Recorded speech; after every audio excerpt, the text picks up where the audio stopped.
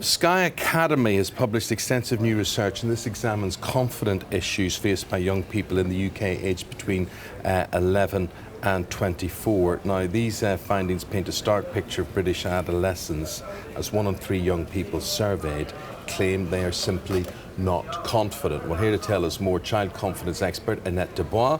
We've got Wayne Instrell, who's a former Sky Student of the Year, and Kayleigh Padda, who is a former Sky apprentice. And we're going to talk to you all about your confidence. But first of all, I suppose, Annette, from your point of view, why do so many children, and this is a lot, aged between 11 and 24, 33% claim they are not confident? Why? There's a huge amount more pressure on young people to perform, to be someone, and of course a lot of social media adds to the pressure of that. But equally, around the age of sort of 10 to 11, you usually find that children are more comfortable with their school environment, with the friendships that they've forged. But then when they change to secondary school, it becomes a big change for them to be able to handle. So if they don't have the communication or resilience skills, then it can make it much more difficult for them to cope. That's where I'd just like to talk to Wayne. Wayne, you and I have met before, and you were very, very inspirational. It was a fear of swimming and a fear of water that we both share, actually. But Wayne is Sky Sports Living for Sports Student of the Year, and that was back in 2012. He learnt to swim, and what confidence did that give you to do that? As I said, it's about overcoming the fear, you know. It wasn't really water as such, but it was more or less deep water. As you can say, you're getting out of your depth and overcoming that fear of your first kick or whatever, getting the first whiff of the pool, you know. It's just about, you know, stepping up and just believing in yourself. Like, I think once you overcome one fear, it's like you think, oh, I've done that now. I can overcome many, whatever challenges you face. Even the fact that you were bullied at school, you were able to take one experience and turn it into another. I think as well, I suppose when you're knocked down as such as being bullied and people picking on you, it's a real confidence knocker, you know.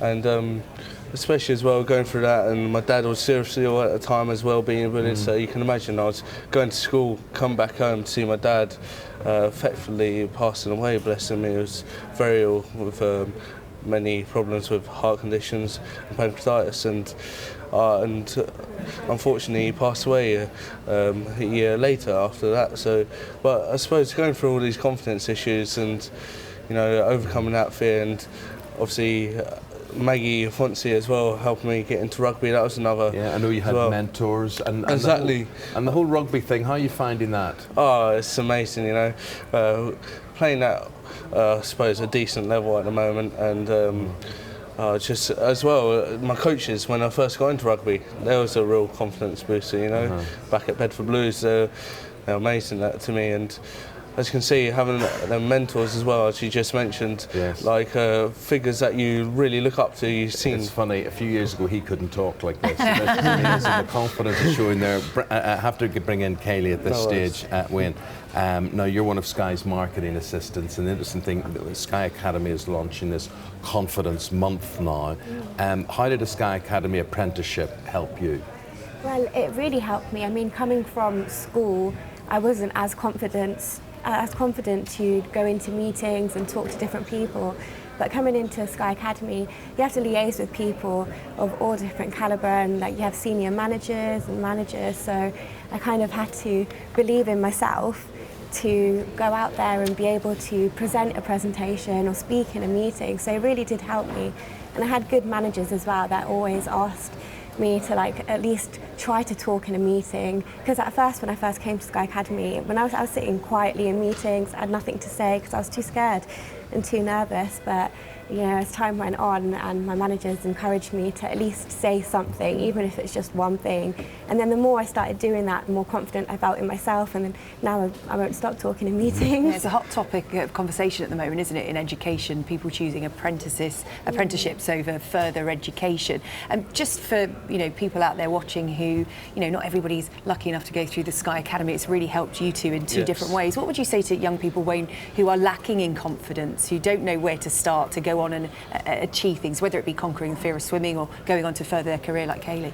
I would say to them, no matter what situation you may find yourself in life, be always there to someone to support you, even though you might not find it, whether it's your mum, like I had. I was very lucky. I had loads of people around me who supported me, but I suppose it's find that support and kind of admitting to yourself that you're lacking in confidence and trying to deal with a problem, you know. What would you add to that, Annette? It's all about self-belief. So the more that we can start to believe in ourselves, or for young people to believe in their own ability, and that obviously comes back to the great things that the Sky initiatives are doing in helping them to communicate not just externally but internally as well. The things we say to ourselves can either help or hinder our ability to move forward. Guys, thank you very much indeed. Continue to flourish. Lovely seeing you. Thank you very much. Thank you. We are Sky Academy's Confidence Month. With that, we hit the break.